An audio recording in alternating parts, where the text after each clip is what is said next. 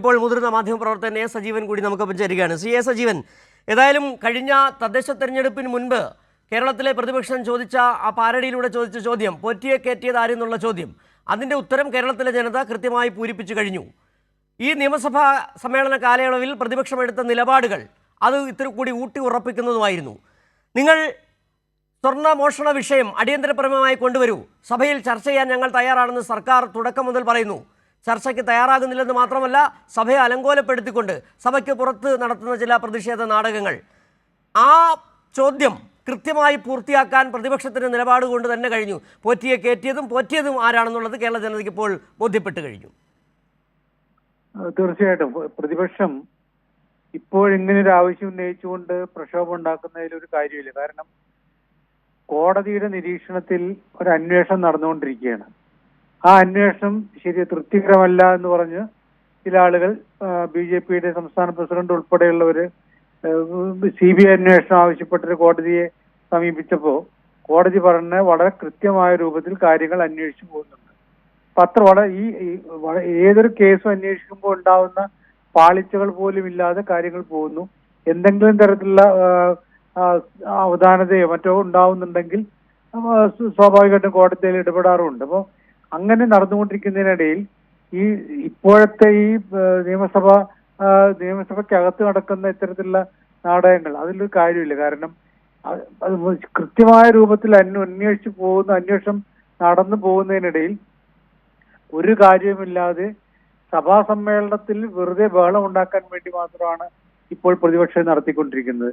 അത് അവരുടെ കർത്തവ്യം നിറവേറ്റലല്ല. കർത്തവ്യം നിറവേറ്റുക എന്ന് പറഞ്ഞു കഴിഞ്ഞാൽ ഇപ്പൊ നമുക്കറിയാം, ബജറ്റ് സമ്മേളനമാണ്, കാര്യമായ ചർച്ചകൾ നടക്കേണ്ട സമയമാണ്.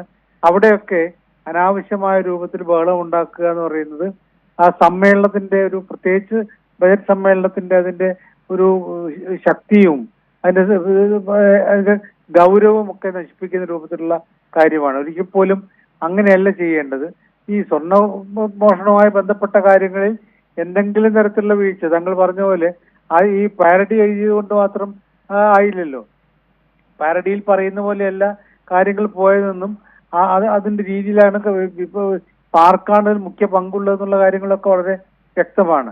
അപ്പൊ തന്ത്രി ഉൾപ്പെടെയുള്ള ആളുകൾ ഇതിലെ പ്രധാനപ്പെട്ട ആളുകളായിട്ട് മാറുമ്പോൾ സ്വാഭാവികമായിട്ടും അതെല്ലാം മറച്ചു വെച്ചുകൊണ്ട് ഇത്തരത്തിലുള്ള രീതിയിൽ ബഹളമുണ്ടാക്കുക, പ്രത്യേകിച്ച് സഭയ്ക്കകത്ത് വളരെ ഗൗരവതരമായിട്ടുള്ള ചർച്ചകൾ നടക്കേണ്ട സമയത്ത് പോലും ഉണ്ടാക്കുക എന്ന് പറയുന്നത് അത് വരാനിരിക്കുന്ന നിയമസഭാ തെരഞ്ഞെടുപ്പിൽ ഒരു വിഷയമാക്കി ഉയർത്തിക്കൊണ്ടുവരിക എന്നുള്ള ഒറ്റ ലക്ഷ്യം മാത്രമാണുള്ളത്. ആ ലക്ഷ്യം പോലും നടപ്പാവുന്നതിന് കാരണം ജനത്തിന് അറിയാമല്ലോ. കഴിഞ്ഞ ദിവസം കോടതി വളരെ കൃത്യമായിട്ട് CBI അന്വേഷണത്തിനെ കുറിച്ചുള്ള ഹർജികൾ തീർപ്പാക്കുന്നതുമായി ബന്ധപ്പെട്ട് കോടതി പറഞ്ഞ കാര്യം വളരെ കൃത്യമാണ്. കാരണം അങ്ങനെ ഒരു തരത്തിലുള്ള മറ്റ് അന്വേഷണം ഇനി ആവശ്യമില്ല. ഇപ്പോൾ നടക്കുന്ന വളരെ കൃത്യമായ അന്വേഷണമാണ് എന്ന് പറയുമ്പോൾ തന്നെ ഇതിൽ വളരെ വളരെ സത്യസന്ധമായ രൂപത്തിൽ കാര്യങ്ങൾ പോകുന്നു എന്നാണ് മനസ്സിലാക്കേണ്ടത്. അപ്പോഴും ബഹളം ഉണ്ടാക്കുക എന്ന് പറയുന്നതിൽ ഇതിന്റെ പിന്നിലുള്ള ലക്ഷ്യം എന്ന് പറയുന്നത് രാഷ്ട്രീയം മാത്രമാണ്. സർക്കാർ നിലപാട് വളരെ കൃത്യമായി തന്നെ പറഞ്ഞിട്ടുണ്ട്. നിങ്ങൾ സ്വർണ്ണമോഷണ കേസ് ചർച്ചയ്ക്ക് കൊണ്ടുവരും, ഞങ്ങൾ ചർച്ച ചെയ്യാൻ തയ്യാറാണ്. അടിയന്തര പ്രമേയമായി പോലും കൊണ്ടുവരുന്നില്ല. ഒരൊറ്റ ചോദ്യം മാത്രമാണ് അന്ന് മുതൽ സർക്കാർ ചോദിക്കുന്നത്, CPM ചോദിക്കുന്നത്, കേരളത്തിലെ ജനങ്ങൾ ചോദിക്കുന്നത്.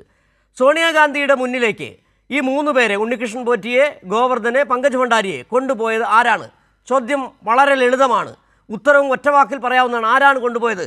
ഉത്തരം പറയാൻ കഴിയാത്തത് എന്താണ്? ഈ ചോദ്യം തന്നെയാണ് പ്രതിപക്ഷത്തെ അലട്ടുന്നത്. ഒരുപക്ഷെ കഴിഞ്ഞ ദിവസം തന്നെ P. രാജീവ് നിയമസഭയിൽ പറഞ്ഞതുപോലെ, ചെണ്ട കൊട്ടുന്നത് പോലെ, തെരുവിൽ ചെണ്ട കൊട്ടുന്നത് പോലെ സോണിയാഗാന്ധിയെ അങ്ങനെ നിർത്തിക്കൊടുക്കാൻ അവസരമൊരുക്കിയത് ആരാണ്? അവർ അല്ല. ആരാണ് കൊണ്ടുപോയെന്ന് പറഞ്ഞാൽ പത്തരമാറ്റ് തിളക്കം സോണിയാഗാന്ധിക്ക് ഉണ്ടാകുമെന്ന് പറയുകയും ചെയ്തു. ആ ചോദ്യത്തിന് മറുപടി പറയാൻ കഴിയുന്നില്ല പ്രതിപക്ഷത്തിന് എന്നുള്ളത് തന്നെയാണ്. അവർ തന്നെയാണ് ഇതിലെ യഥാർത്ഥ പ്രതികൾ. ആരൊക്കെ ഇനി വരാനുണ്ട്, ഒരുപക്ഷെ ഇഹലോകത്തിലും പരലോകത്തിലുമുള്ള പലരും ഇനിയും പെടാനുണ്ട് എന്നുള്ള ഒരു ഉത്തരം വായിച്ചെടുക്കുന്നുണ്ട് കേരളം. തീർച്ചയായിട്ടും അതിൽ കൃത്യമായ രൂപത്തിൽ അന്വേഷണം നടക്കുമ്പോൾ ഇനിയും പല ആളുകളിൽ പെട്ടേക്കും. കാരണം കോടതി എന്ന് പറയേണ്ടത് ഈ പെട്ടെന്ന് കുറ്റപത്രം സമർപ്പിക്കേണ്ട കേസല്ല, ഇത് വളരെ സങ്കീർണമായ കേസാണ്. അപ്പൊ ആ സങ്കീർണമായ കേസുമായിട്ട് പോകുമ്പോൾ ഈ സ്പെഷ്യൽ ഇൻവെസ്റ്റിഗേഷൻ ടീം കൃത്യമായിട്ട് പോകുമ്പോൾ നമ്മൾ പറഞ്ഞ പോലെ ഇത് ഈ രീതിയിൽ ഇപ്പൊ ആദ്യഘട്ടത്തിൽ അറസ്റ്റിലായ ആളുകൾക്ക് അപ്പുറത്തേക്കുള്ള രീതിയിലെ കാര്യങ്ങളാണ് പോകുന്നത്. അപ്പൊ സ്വാഭാവികമായിട്ടും ഈ ആരോപണം ഉന്നയിക്കുന്ന പ്രതിപക്ഷത്തിന് ഒന്നുകിൽ അവർക്ക് എന്തെങ്കിലും മൂടി വെക്കാനുണ്ടാകും, അതല്ലെങ്കിൽ അവര് അനാവശ്യമായിട്ട് ബഹളമാണ് ഉണ്ടാക്കുന്നത്. ഈ തെരഞ്ഞെടുപ്പിൽ നിന്ന് തെറ്റായ രീതി കഴിഞ്ഞ തദ്ദേശ തെരഞ്ഞെടുപ്പ് കാലത്ത് ഉണ്ടാക്കിയതുപോലെ ഒരു വലിയ രീതിയിൽ ഓളം ഉണ്ടാക്കുന്ന രൂപത്തിൽ ഈ പാരഡികളൊക്കെ ഉണ്ടാക്കിയിട്ട് യാഥാർത്ഥ്യവുമായി ബന്ധപ്പെടാത്ത രൂപത്തിൽ ഉള്ള ചില കാര്യങ്ങൾ ഉണ്ടാക്കി ജനങ്ങളെ തെറ്റിദ്ധരിപ്പിക്കാനുള്ള നീക്കമാകാം ഒന്നുകിൽ, അല്ലെങ്കിൽ എന്തെങ്കിലും മൂടി വെക്കാനുള്ള ശ്രമമാകാം. താങ്കൾ പറഞ്ഞ പോലെ ഈ സോണിയാഗാന്ധിയുടെ അടുത്തേക്ക് പോറ്റിയെയും മറ്റും കൊണ്ടുപോയത് ആരാണെന്നുള്ള കാര്യം കൃത്യമായിട്ട് പുറത്തേക്ക് വരണമല്ലോ. അതിനൊക്കെയുള്ള ഉത്തരം സ്വാഭാവികമായിട്ടും നൽകേണ്ടത് കോൺഗ്രസ് നേതാക്കന്മാർ തന്നെയാണ്. അവരെ പറയണം. അതല്ലെങ്കിൽ ഒരുപക്ഷെ അന്വേഷണം മുന്നോട്ടേക്ക് പോകുമ്പോൾ ഇതുമായി ബന്ധപ്പെട്ട പല കാര്യങ്ങളും പുറത്തു വരാനുള്ള സാധ്യത വളരെ കൂടുതലാണ്. അത്തരം കാര്യങ്ങളൊക്കെ മായ്ക്കാനും മറയ്ക്കാനും ഉള്ളൊരു ലക്ഷ്യം കൂടി ഇതിന് പിറകിൽ ഉണ്ടായേക്കാം. ശ്രീ എ സജീവൻ, മറ്റൊരു കാര്യം കൂടി. നിലവിൽ നമുക്കറിയാം ഈ കേസുമായി ബന്ധപ്പെട്ട്, സ്വർണ്ണമോഷണ കേസുമായി ബന്ധപ്പെട്ട് കഴിഞ്ഞ ദിവസം ഈ പ്രതിപക്ഷവും അതോടൊപ്പം തന്നെ BJPയും മറ്റ് ചില സംഘടനകളും അടക്കം നടത്തിയ നുണപ്രചരണങ്ങൾ, ഇന്നലെ ഇതിനെല്ലാം വ്യക്തത വരുത്തിക്കൊണ്ടാണ് ഹൈക്കോടതി കൃത്യമായി പറഞ്ഞു മികച്ച രീതിയിലുള്ള അന്വേഷണമാണ് നടക്കുന്നത്, ധൃതി പിടിച്ച് ഒരു കുറ്റപത്രം കൊടുക്കേണ്ടതില്ല, അങ്ങനെ ധൃതി പിടിച്ച് കൊടുക്കാൻ കഴിയുന്ന ഒരു കേസല്ല ഇത്. നിലവിൽ സങ്കീർണമായ ചില കാര്യങ്ങൾ ഉൾപ്പെട്ടുള്ളത് കൊണ്ട് വിശദമായ അന്വേഷണം തന്നെ വേണം. അങ്ങനെ ധൃതി പിടിച്ച് ഒരു കുറ്റപത്രം കൊടുക്കുക എന്നുള്ളതാണ് പ്രതിപക്ഷത്തിൻ്റെ ആവശ്യം, പ്രതിപക്ഷ നേതാവിൻ്റെ ആവശ്യം. അതിലൂടെ ചിലർ രക്ഷിച്ചെടുക്കാനുണ്ട്. ഇത് തന്നെയാണ് മന്ത്രി MP രാജേഷ് പറയുകയും ചെയ്തത്. ഇവിടെ ഇന്ന് കോടതി ഈ പരാമർശം നടത്തിയതിന് ശേഷം, കോടതി നിലപാട് വ്യക്തമാക്കിയതിന് ശേഷം KPCC അധ്യക്ഷൻ സണ്ണി ജോസഫ്, മുരളീധരൻ അടക്കമുള്ളവർ പറയുന്നത് അന്വേഷണം തൃപ്തികരമല്ല, കോടതിയെ പോലും വെല്ലുവിളിച്ചുകൊണ്ട് പോകുന്ന ഒരു നിലപാടിലേക്ക് ഈ പ്രതിപക്ഷം പോയിരിക്കുന്നത്. അമ്പയെ പരാജയപ്പെട്ട് കഴിയുമ്പോൾ നീതിന്യായ വ്യവസ്ഥയെ കൂടി വെല്ലുവിളിക്കുന്ന തരത്തിലേക്ക് അവർ മാറുന്നുണ്ട്.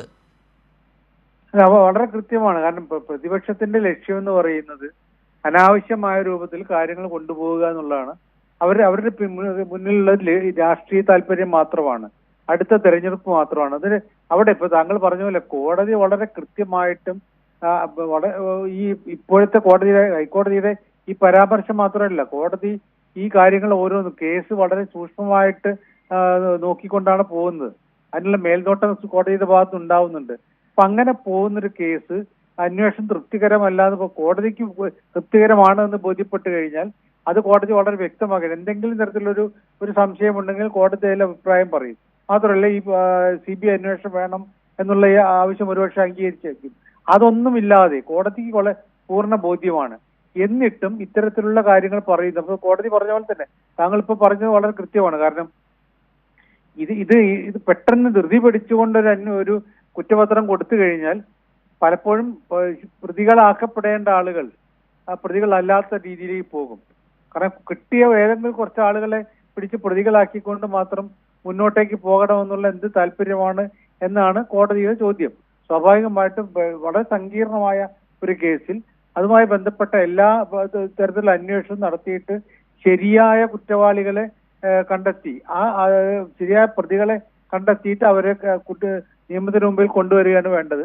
അതൊന്നും സമ്മതിക്കില്ല. പെട്ടെന്ന് ഇത് കുറ്റപത്രം സമർപ്പിക്കുമെന്ന് പറയുന്നുണ്ടെങ്കിൽ അതിന് പിറകിൽ രണ്ട് ലക്ഷ്യങ്ങളാണ്. ഒന്നുകിൽ താങ്കൾ പറഞ്ഞ പോലെ ഏതെങ്കിലുമൊക്കെ പ്രതികളെ രക്ഷിക്കാനുള്ള ശ്രമമാകാം, അതല്ലെങ്കിൽ അനാവശ്യമായിട്ടുള്ള രാഷ്ട്രീയ വിവാദം ഉയർത്തണം മാത്രമാകാം. കോടതി നിയമം നോക്കുമ്പോൾ ഇവർക്ക് നിയമമല്ല രാഷ്ട്രീയ താല്പര്യങ്ങൾ മാത്രമാണ് ഉള്ളത് നമ്മൾ നമുക്ക് പറയേണ്ടി വരും.